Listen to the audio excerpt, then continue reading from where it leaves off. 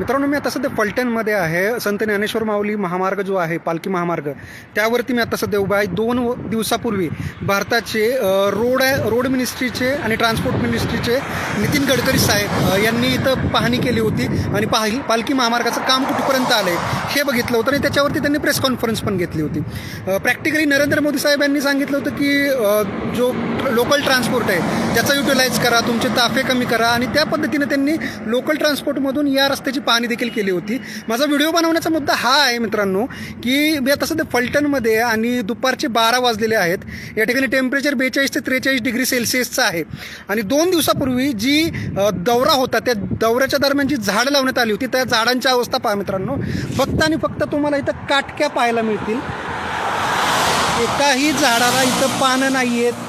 भले त्या ठिकाणी तुम्ही बघू शकताय की या ठिकाणी मित्रांनो पाणी देण्याचं काम करण्यात येतं आहे, पण 42 आणि 43 डिग्री सेल्सिअसमध्ये जर तुम्ही झाडं लावताय तर त्या झाडांची काळजी कोण घेणार आहे? आणि फक्त मंत्र्यांचा दौरा आहे म्हणून जे रोडचे कॉन्ट्रॅक्टर आहेत त्यांनी या गोष्टी केल्या असतील, तर हे रोड कॉन्ट्रॅक्टर जे आहेत ते मंत्र्यांना मूर्ख बनवत आहेत की मंत्री आणि रोड कॉन्ट्रॅक्टर मिळून आपल्या भारतातील जनतेला मूर्ख बनवत आहेत?